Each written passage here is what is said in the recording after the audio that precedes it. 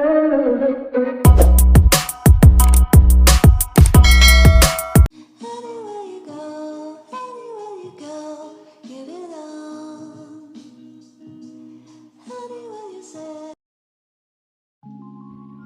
metik hitam yang pengendaranya memakai jaket dan helm yang serba hijau itu menghentikan motornya di depan rumah mewah berwarna putih.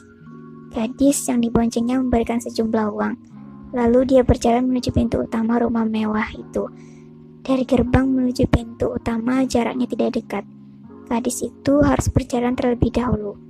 Gadis itu memencet bel, tak selang lama pintu dibuka oleh wanita berbaju pink dengan celana putih. Non Ara, mau cari Non Gaisa ya? Tanya Bisum yang sudah akrab dengan Anara. Karena gadis itu sudah sering main ke rumah Gaisa. Enggak, Bi, Ara mau cari Galang. Loh, kok tumben? Bisum tahu Galang dan Anara tidak akur. Bila Anara main ke rumahnya, Galang selalu mengusili Anara. Jadi semua asisten rumah tangga di rumah itu tahu bahwa Anara dan Galang adalah rival. Ngomong-ngomong, asisten rumah tangga di sana kira-kira ada 10 lebih. Anara menarik sudut bibirnya. Ada, Bi. Dan Galangnya belum pulang, Non. Tunggu aja bentar lagi juga pulang. Tadinya Anara akan langsung pulang saja, untuk apa menunggu Galang. Toh yang butuh bukan Anara. Tapi Bisum langsung menggandeng Anara ke dalam. Anara tidak bisa menolak. Duduk dulu, Non. Bibi buatin minum ya. Anara menggeleng pelan. Gak usah, Bi. Ya udah, kalau butuh apa-apa panggil Bibi ya. Anara mengangguk lalu duduk di sofa. Dia akan mengatur waktu bila dalam 1 jam lelaki itu belum juga sampai, dia akan pulang. Ada Ara. Wanita berparas cantik yang tampak awet muda itu baru keluar dari kamarnya. Lalu mendapati Anara yang sedang duduk. Tante. Anara berdiri lalu menyalami punggung tangan Gina, ibu Galang. Loh, Gaisa kan lagi pergi. Kamu gak ikut? Tanya Gina. Dia tahu anak perempuannya Iki tadi untuk pergi belanja. Enggak, Ara nyari Galang, ucap Anara. Tumben, ada apa? Reaksinya sama dengan Bisum tadi. Ara disuruh buat jadi guru privatnya Galang. Alhamdulillah, wanita itu tampak senang karena Galang mau belajar tambahan seperti ini. Anara hanya tersenyum. Terus Galangnya mana? Belum pulang? Gak tahu. Udah kamu telepon?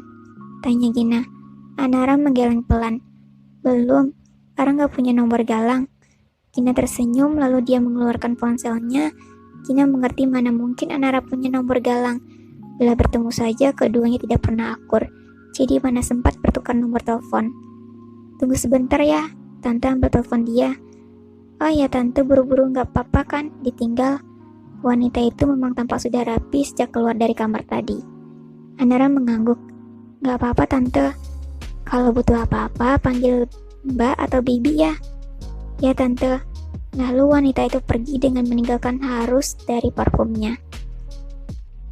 Seperti biasa, Anara akan membuat soal paling-paling mudah untuk Galang.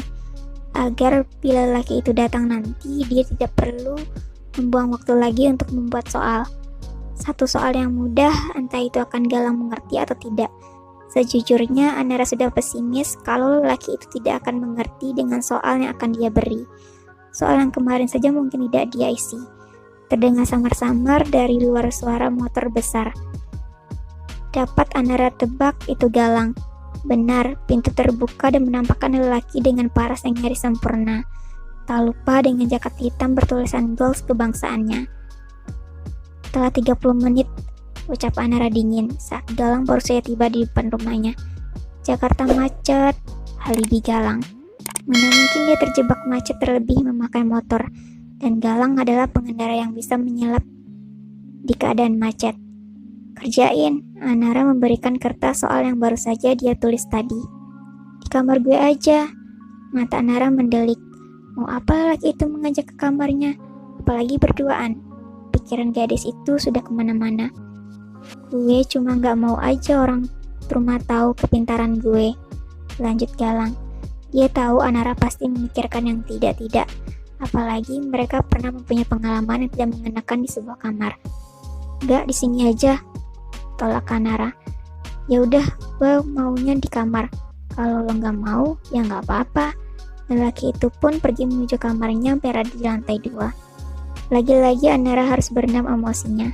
Kalau bukan karena Bu Regita, dia tidak akan berurusan dengan Galang sekarang.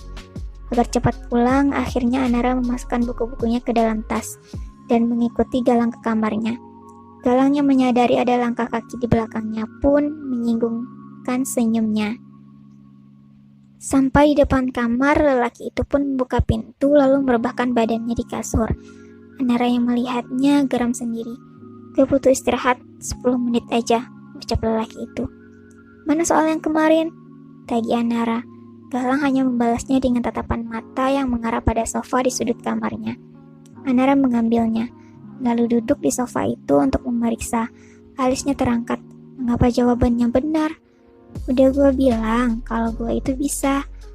Galang sudah mengerti dari ekspresi Anara yang heran setelah memeriksa soalnya. Kalau bisa, sekarang kerjain yang ini, ucap Anara tadi seakan angin lalu bagi Galang. Dia malah membuka ponselnya lalu memain game. Galang, tak ada jawaban dari lelaki itu. Kalau lo emang gak mau belajar, bilang sama Bu Regita, jangan buang-buang waktu gue di sini. Anara yang dulu kembali marahnya seperti dulu. Galang memang sengaja memancing Anara marah padanya. Sungguh dia rindu menjadi rival dengan gadis itu. Lelaki itu menyimpan ponselnya lalu menghampiri Anara yang sedang marah. Lo lebih cocok marah-marah gini daripada jadi pendiam. Seketika amarahnya mereda. Dia mau balik, gak ada gunanya buang-buang waktu di sini, ucap Anara. Tapi semesta berkata lain. Di luar tiba-tiba hujan. Rah, kita lupain masalah itu ya. Anggap aja gak pernah terjadi, kata Galang. Anara tersenyum miring. Lupain? Enak lo bilang lupain setelah apa yang gue bilang gitu aja. Gue tahu lo tertekan, tapi sikap lo buat orang lain penasaran dan pengen cari tahu. Galang egois, dia tidak mau orang-orang di sekitarnya mengetahui tentang ini, termasuk Gaisa. Gara-gara lo hidup gue berantakan. Mata Anara sudah merah menahan air matanya agar tidak keluar. Ucapan Galang tadi sangat melukainya. Anara seperti tidak ada nilainya di mata Galang. Malam itu adalah suatu kesalahan bagi kita. Gue dan lo sama-sama korban dari malam itu. Cukup jangan bahas tentang malam itu, Galang. Anara meninggikan suaranya. Terus mengingat malam itu, Anara semakin merasa dirinya dihina.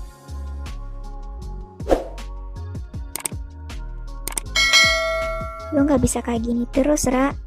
Galang tidak nyaman melihat Anara terus merubah dirinya menjadi orang lain. Anara menjinjing tasnya lalu keluar dari kamar Galang. Betapa terkejutnya Anara saat melihat Gaisa sedang berdiri di depan pintu kamar Galang. Lo kenapa? Tanya Gaisa.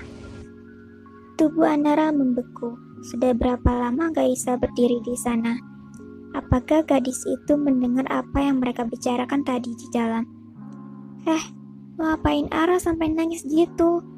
Ucap Gaisa saat Galang baru menunjukkan batang hidungnya. Ara, lo kenapa? Tanya Gaisa lagi. Namun Ara tak menjawabnya. Dia masih memikirkan apakah Gaisa mendengarkan atau tidak. Tadi dia kecedot pintu jadi nangis, kira Galang. Namun ratu wajah Gaisa tampak tak percaya. Emang Ara cewek cengeng apa?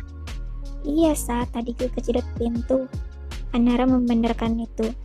Dia tidak mau Gaisa banyak bertanya, terlebih gadis itu suka kepo. Gara-gara diusilin Galang kan? Iya, gara-gara gue, sampai lelaki itu. Gue balik dulu, ucap Anara. Rah, masih hujan loh, Gaisa menara Anara. Gak apa-apa, kasihan bunda udah nunggu di rumah. Atau lo diantar sama Galang pakai mobil aja. Itu kan tanggung jawab Galang buat nganterin lo pulang. Galang sudah akan menolak, tapi Gaisa cepat-cepat memberikan kunci mobilnya pada Galang. Pakai mobil gue aja, lo pasti gak mau keluarin mobil lo buat boncengin cewek kan? Gue bisa pesen gokar Gaisa, tolak Aneka halus. Kalau ada yang gampang, kenapa harus nyari yang susah? Udah ayo, debat sama anak kunti gak ada beres. Galang pun segera menarik tangan Anara agar ikut dengannya. Karena kalau tidak, adik kembarnya itu akan mengamuk sebab dia sudah mengantainya anak Kunti.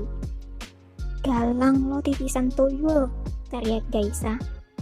Sampai di depan mobil Audi putih, lelaki itu masuk ke dalam mobilnya. Sedangkan Anara masih berdiri. Dia ragu antara naik atau tidak. Kaca mobilnya terbuka. "Cepat masuk," suruh Galang. Akhirnya dia pun masuk karena kalau dia pikir-pikir akan sulit mendapatkan gokar saat hujan. "Pakai seatbeltnya," ucap Galang. Namun Anara tak mendengarnya. "Apa perlu gue yang pakein?" Lelaki itu menarik nafasnya. Badannya sedikit maju ke arah Anara. Nafasnya menerpa hangat pipi gadis itu. Anara tersadar bahwa tubuhnya dan tubuh Galang sangat dekat. Iris mata coklat Galang dan iris mata coklat Anara bertemu. Keduanya saling berpandangan cukup lama. Tiba-tiba Galang meniup wajah Anara sehingga gadis itu mengercep. "Ngapain lo?" bentak Anara. Pikirnya gadis itu Galang akan menciumnya. "Klik, pakain lo seatbelt," ucap Galang setelah memakai seatbelt untuk Anara. Anara tak menjawab. Lelaki itu pun segera melanjutkan mobilnya.